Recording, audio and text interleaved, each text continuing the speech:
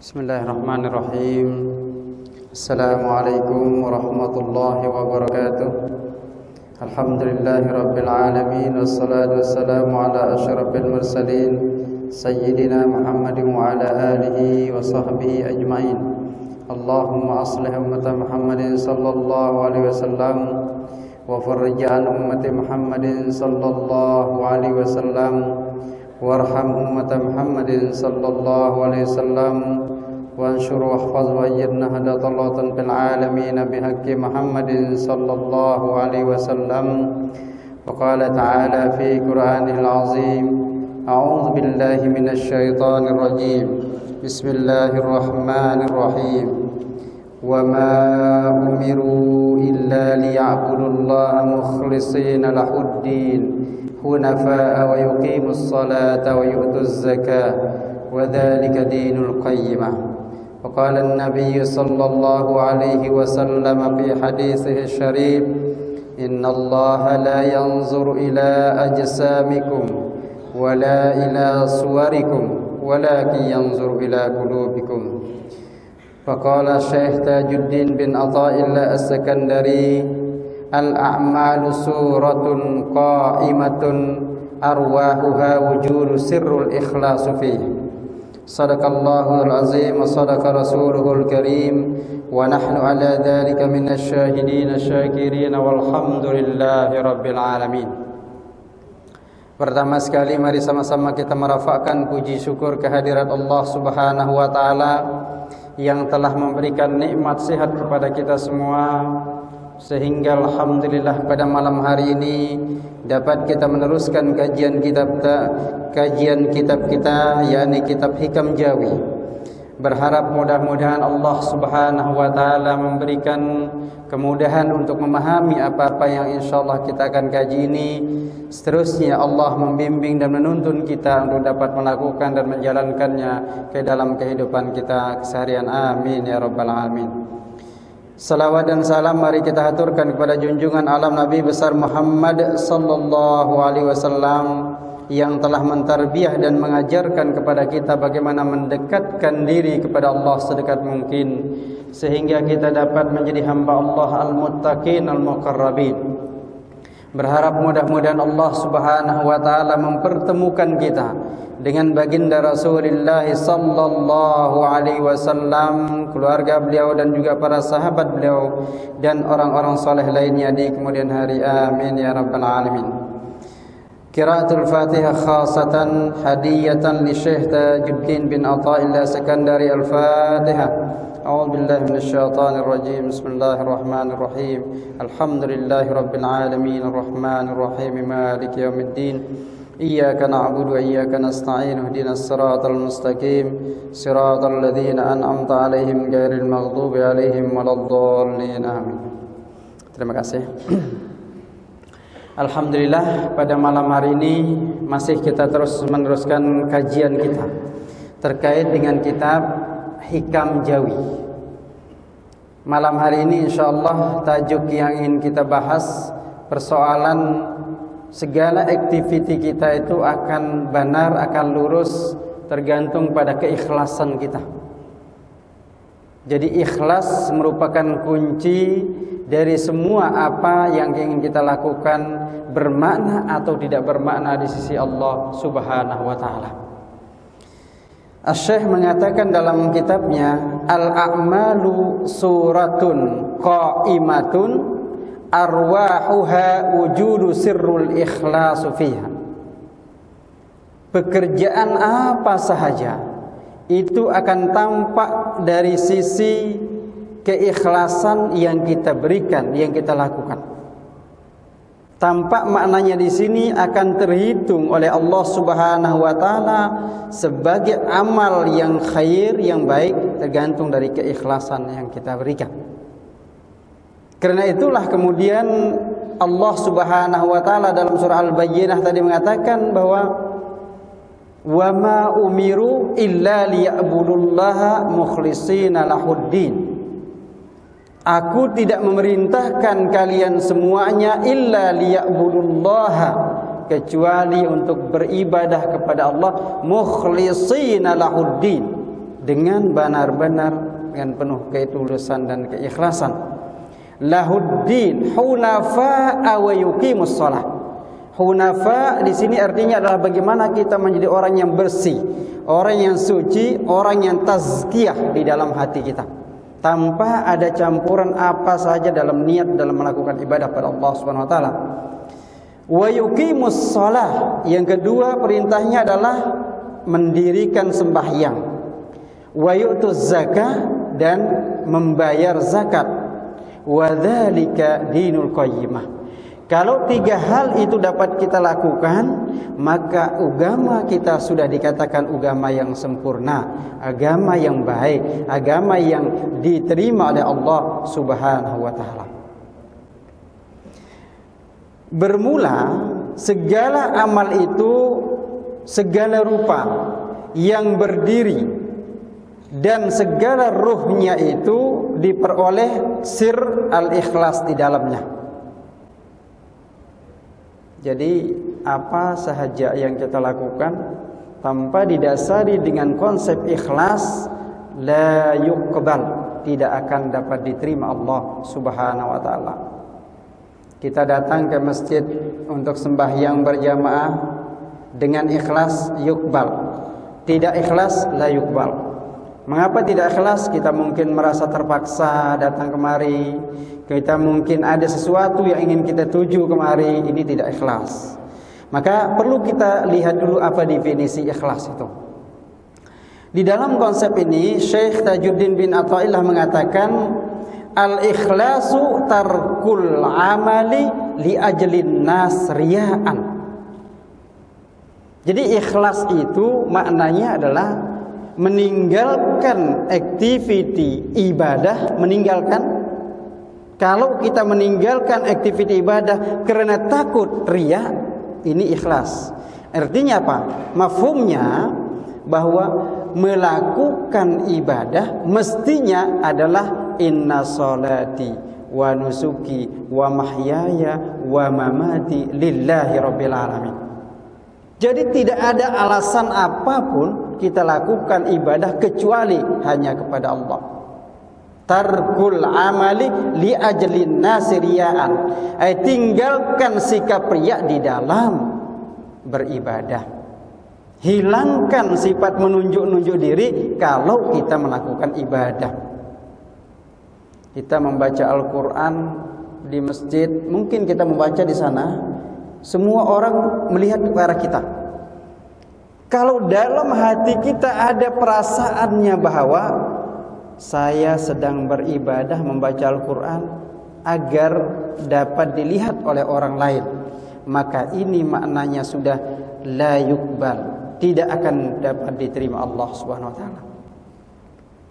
Qiraah Quran kita sangat elok didengarnya, sangat indah suara kita, tapi kemudian kita membaca Quran itu supaya didengar keindahan suara kita, riya'an linnas, la yuqbal.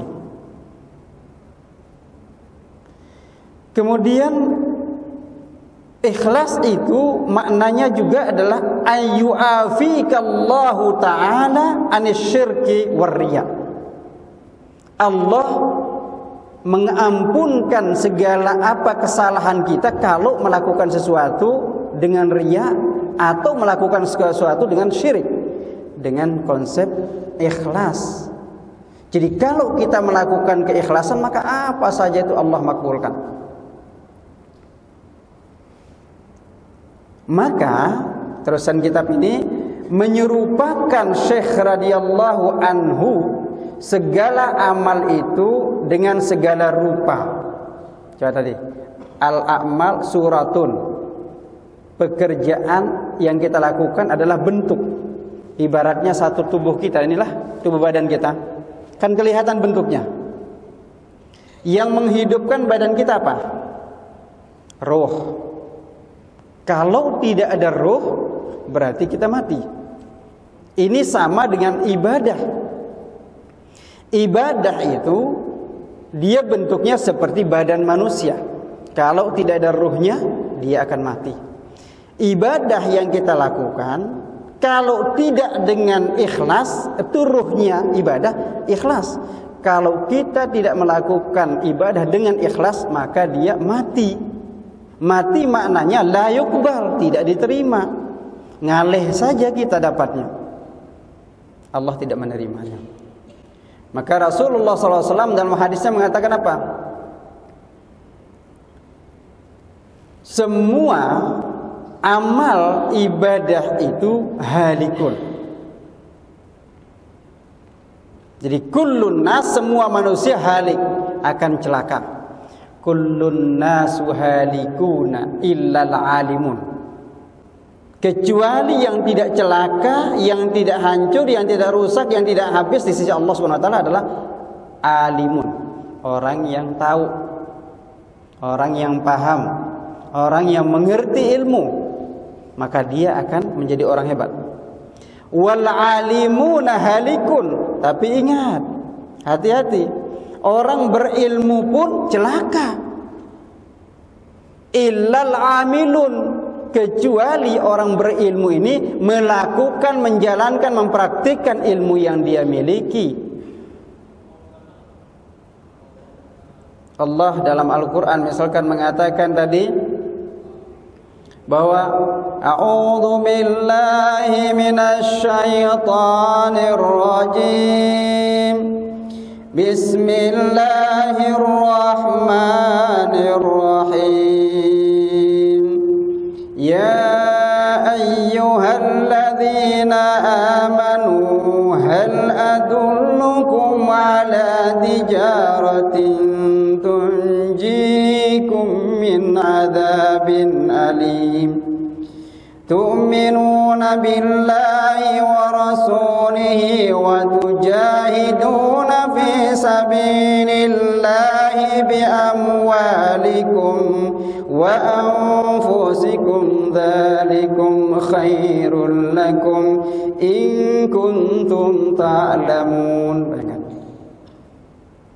Wahai orang-orang yang beriman, mahukah aku akan tunjukkan kepada kalian perniagaan, tiarah? Jika kalian lakukan perniagaan itu, kalian akan mendapatkan keuntungan besar. Apa perniagaan yang Allah ingin tunjukkan kepada kita? Tu'minuna billah, beriman kepada Allah Subhanahu wa taala, wa rasulih, juga beriman kepada rasulnya, wa tujahiduna bi amwalikum wa anfusikum. Ini yang ingin saya tunjukkan di sini. Dan berjuanglah kalian bi amwalikum wa anfusikum, dengan jiwa yang kalian miliki dan juga dengan harta yang kita miliki. Ini ilmu. Kalau kita sudah tahu ilmu ini, maka mari kita lakukan. Kalau tidak, halikun, kita akan celaka. Pertama, semua manusia celaka kecuali orang berilmu. Semua orang berilmu akan celaka kecuali yang mengamalkan ilmunya. Wal amiluna halikun, orang-orang yang melaksanakan, menjalankan, mengamalkan ilmunya celaka juga. Illal mukhlisun, yang terakhir itu adalah kecuali orang-orang ikhlas. Pada zaman lalu diceritakan dalam sebuah kitab Mukhtasar Ihya Ulumuddin oleh Syekh Imam Al-Ghazali, ada seorang ahli ibadah, abid, benar-benar ibadah, dan kelihatan ibadahnya fokus lillahi ta'ala. Kemudian pada suatu hari ahli ibadah ini didatangi oleh masyarakat sekitaran. Diberitahu atau diinformasikan bahwa di sebelah utara ada pokok besar yang disembah oleh orang, oleh masyarakat, sebagian masyarakat. Wah, dia marah betul. Ahli ibadah ini, abid ini marah. Dia ambil kapak besar, dia ingin potong tuh pokok itu. Dia pergi. Di tengah perjalanan datanglah seorang iblis yang menyerupai manusia yang sudah tua. Kemudian iblis ini bertanya, mau kemana? Saya ingin memotong pokok yang disembah oleh orang-orang ini. Apa peduli kamu? Kamu sudah cukup saja ibadah di sana. Tidak ada yang mengganggu kamu, biarkanlah masyarakat mereka. Tidak.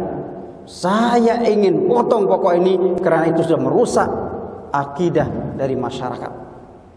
Jangan. Karena iblis ini menghalangi, tidak dapat supaya tidak pergi, akhirnya terjadilah begaduh. Ya, sora'ah dikatakan di sana, sora'ah itu ada bergaduh. So kemudian iblisnya kalah. Iblis kalah. Kemudian setelah iblis ini kalah, dia tidak mampu lagi melawan dari ahli ibadah. Iblis itu berhujah begini. Janganlah kamu potong pokok itu. Kan kamu bukan Rasul, bukan Nabi yang Allah perintahkan. Kamu ini ahli ibadah, cukup ibadah saja. Biarkan itu pekerjaan para anbiya yang memotong pokok itu dan semua masyarakat jadi taat. Kamu ini kan bukan Nabi. Dan tidak ada perintah kepadamu untuk pergi memotong pokok ini. Mana ada perintah? Tidak ada turun wahyu pada kamu. Kata orang ini ada rasional dikit nih. Hujahnya iblis. Kata dia, tetap saya mau potong. Saya mau habiskan tuh pokok itu supaya semua orang tidak akan menyembah selain Allah SWT. Ingat, luar biasa ketulusan seorang ahli ibadah. Begini saja, kata iblis. Supaya kamu tidak ngaleh memotong pokok. Setiap kamu bangun dari tidur kamu, nanti kamu akan jumpai 2 dinar. Setiap kamu bangun pagi akan ada 2 dinar. Dan dengan 2 dinar inilah kamu bersedekah kepada masyarakat, sehingga masyarakat mengikut pada kamu. Kamu dikatakan orang hebat. Godaan iblis sudah. Kata orang ini, ya benar juga. Tidak ada perintah untuk memotong itu. Allah tidak menurunkan wahyu kepadaku. So kemudian tidak pula aku seorang nabi. Aku ini hanya ahli ibadah. Dan aku perlu makan, keluarga perlu makan. Maka dia terimalah tawaran iblis. Dia pulang, tak jadi pergi memotong pokok. Keesokan dia bangun dari tidurnya, ada yang dijanjikan ada 2. Wah, bagus nih. Ini iblisnya oke. Tapi dia nggak tahu dia itu seorang iblis. Hari kedua masih ada 2 dinar, dapat terus. Hari ketiga tidak ada. Begitu dia bangun sudah tidak ada lagi yang 2 dinar. Dia marah lagi. Dia bawa kapaknya lagi. Di tengah jalan berjumpa lagi dengan seorang tua yang tadi iblis itu. Mau kemana kamu? Saya mau potong pokok itu. Jangan, apa salahnya? Argumennya sama. Akhirnya dilawanlah begaduh iblis. Rupanya di sini ketika dia melawan iblis itu begaduh yang kedua kali, Abid tadi kalah, tidak dapat bangun lagi. Tadinya dia menang kan? Yang kedua dia kalah. Apa kata Abid ini? Kenapa kemarin saya dapat mengalahkanmu, sekarang tidak dapat? Jawaban iblis itu mengatakan, ketika pertama kamu keluar dari rumah kamu ingin memotong pokok itu lillah, karena Allah, maka kamu mengalahkan aku. Tidak ada yang dapat mengalahkan aku kecuali itu, keikhlasanmu itu. Ketika kedua kali kamu ingin memotong pokok itu, aku kalahkan. Kenapa? Tujuanmu bukan karena Allah, tapi karena aku memutuskan dinar yang aku mau berikan. Allahu Akbar. Jadi rupanya kalau kita mau amal kita diterima liwajhillah, apa saja kita lakukan. Karena ibarat amal ini seperti apa? Jasad kita. Kalau tidak ada jiwa, maka kita akan mati. Maka amal juga kalau tidak ada unsur keikhlasan, amal ini tidak akan diterima Allah Subhanahu wa taala. Jadi cerita dari tadi dapat kita simpulkan bahwa keikhlasan itu merupakan asas dari segala aktiviti yang insya Allah Allah terima. Kalau tidak, maka jangan berharap untuk diterima. Jadi wa tujahiduna bi amwalikum wa anfusikum dzalikum khairul lakum. Itu yang terbaik untuk kalian. In kuntum ta'lamun, kalau kalian memang paham, kalau kalian memang punya ilmu. Jadi semua manusia celaka kecuali orang berilmu. Semua orang berilmu celaka kecuali yang mengamalkan ilmu. Semua orang yang mengamalkan ilmunya celaka kecuali orang-orang ikhlas. Jadi ikhlas ini memang kelihatannya mudah kita sebut. Tapi apakah ini tidak menjadi cabaran paling utama dalam hati kita? Ya. Maka ada dua hal yang perlu dilakukan yang dikatakan oleh Syekh Tajuddin bin Athaillah As-Sakandari untuk mendapatkan jiwa kita ini sentiasa menjadi orang ikhlas. Yang pertama adalah ridhoi semua apa yang datang dari Allah, sahihan au khata'an. Yang datang dari Allah itu dalam kondisi baik yang kita sukai atau dia tidak kita sukai. Contohnya apa? Yang kita sukai datang dari Allah, Allah berikan rizki kepada kita, kita sukai.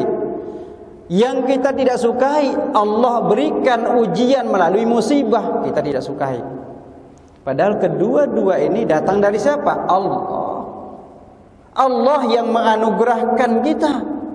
Ada orang diberikan ujian melalui harta, ada orang diberikan ujian melalui ujian yang musibah. Kira-kira orang biasanya sabar dengan apa? Kalau kita diuji dengan musibah, kita bilang apa? Sabar. Kalau diuji dengan harta, alhamdulillah, baik sekali.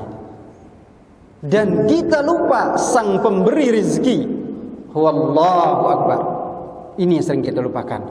Maka di sini dikatakan bahwa yang pertama sekali mestilah antardha bima a'taqallahu qalilan au katsiran. Apa sahaja yang Allah berikan mesti kita ridai. Allah berikan kita anak, alhamdulillah. Allah belum memberikan kita anak, alhamdulillah.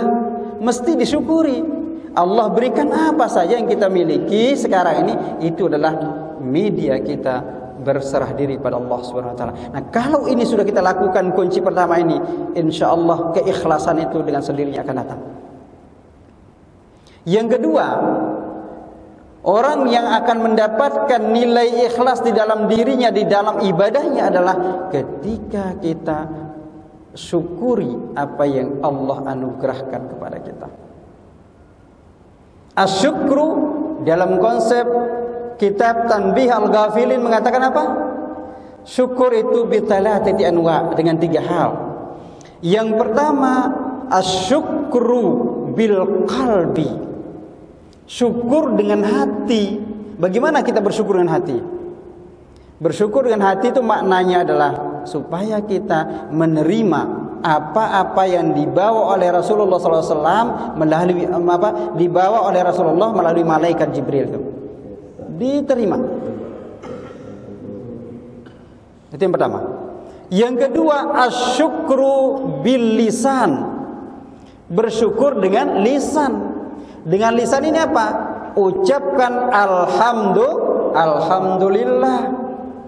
Kalau kita dengan manusia diberikan apa saja, kita ucapkan apa? Terima kasih. Sudahkah kita berterima kasih kepada Allah dengan alhamdulillah ketika kita bangun tidur? Alhamdulillah. Doa kita tidur apa? Bangun tidur. Alhamdulillahilladzi ahyana ba'dama amatana wa ilaihin nusyur. Ini bentuk wujud syukur kita kepada Allah setelah kita dibangunkan kembali dari tidur kita. Jadi kalau kita tidak pernah mengucapkan alhamdulillah terhadap apa saja, maka ulama-ulama dulu caranya, apa sahaja yang dia alami dalam hidupnya, alhamdulillah. Dia tidak pernah lupakan kata alhamdulillah, maka Allah berikan lagi. Apa kata ayat Al-Quran? La in syakartum lazidannakum wa la in kafartum inna adzabi lasyadid. Jika kalian benar-benar bersyukur kepada Allah, maka aku akan tambahkan nikmatku. Ini Allah yang mengatakan itu, bukan orang. Allah yang mengatakan dan Allah yang memberikan janji Allah. Wala in kafartum inna adzabi lasyadid. Jika kalian benar-benar kemudian kafar, maka ingatlah azab Allah sangatlah pedih. Nah, itu syukur yang kedua. Syukur yang ketiga bil a'mal. Nih dia nih. Bil a'mal, kalau kita mau bersyukur pada Allah, maka dengan perbuatan. Punya harta sharing kepada orang lain, ini dengan perbuatan. Tidak punya harta sharing senyuman kita dengan orang lain. Nah, ini maknanya kita dengan perbuatan. Jadi orang yang tidak mampu bersyukur dengan hatinya, oke, dengan lisan. Tidak mampu dengan lisan, ya dengan perbuatan. Mana lebih berat ini ya, antara tiga? Bersyukur dengan yang mana? Bil amal.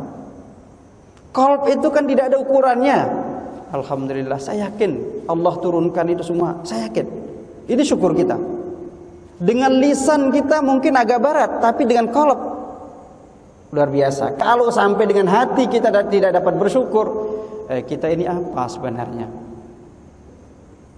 Kita katakan mau bersyukur, tapi ternyata dengan hati saja tidak dapat.